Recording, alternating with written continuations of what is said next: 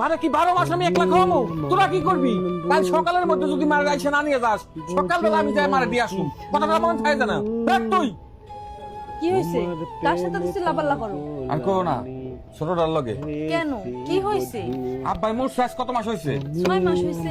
6 মাস হয়েছে? এই 6 মাস মা থাকে কই? আমাদের সাথে থাকে। খাই কই? আমাদের সাথেই তো খায়।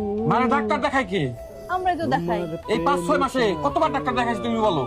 5-6 বার হয়েছে। এই খরচ কে দেয়? আমরাই দিই। তো এই সব দায়িত্ব কি আমার একলা?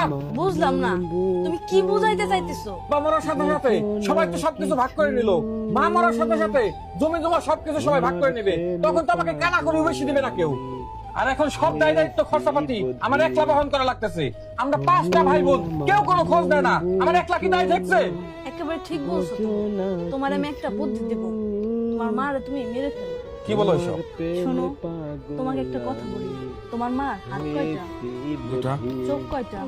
2টা। পা কয়টা? 2টা। আর তোমরা কয় ভাই বোন? 5 ভাই বোন। এই 5 জন সন্তানকে সে 2টা হাত, 2টা পা, 2টা চোখ দিয়ে পালছে।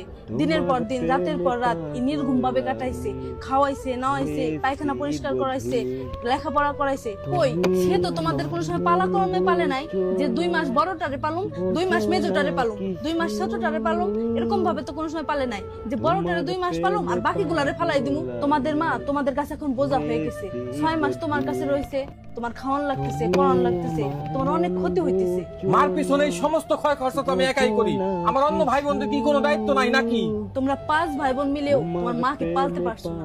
তোমার মা এক হাতে তোমাদের 5 ভাই বোনকে পালছে। কোনো সময় বলে নাই 2 মাস একটারে পালমো আর 10 মাস ফালাই রাখবো। কি বলতে চাইতেছো তুমি? তোমার বাবা যেদিন মারা গেল সেদিন দুপুরে দাফন হওয়ার পরে বিকেলে তোমরা 5 ভাই বোন সব জায়গা জমি ভাগ করে নিলা।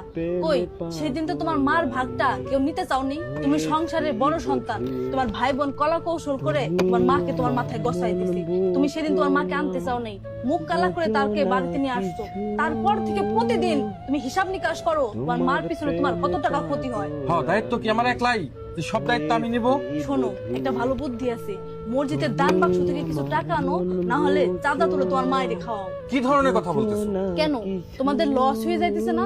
চাঁদা তুলে যদি খাওয়াও তোমাদের 5 ভাই বোনের তো কোনো ঝামেলাই হবে না, লস হবে না। আর ওই টাকা দিয়ে তোমার মাকে বৃদ্ধাশ্রমে রেখে আসতে পারবা। কি বলো? আমার মা বৃদ্ধাশ্রমে থাকবে? হ্যাঁ, একটা জিনিস দেখলাম, বাপের জায়গা জমির ভাগ তো সবাই কারাকারি করে নিলা, কিন্তু মায়ের ভাগ তো কেউ নিতে চাইলা না। এমন কেন তোমরা? অথচ তোমার বাবা মা তোমাদের 5 ভাই বোনকে সমান ভাবে বড় করে গেছে। কই, তোমাদের নিয়ে তো তারা কখনো বিরক্ত হয় নাই? সমস্ত খরচা তো আমি একলাই করতেছি। কই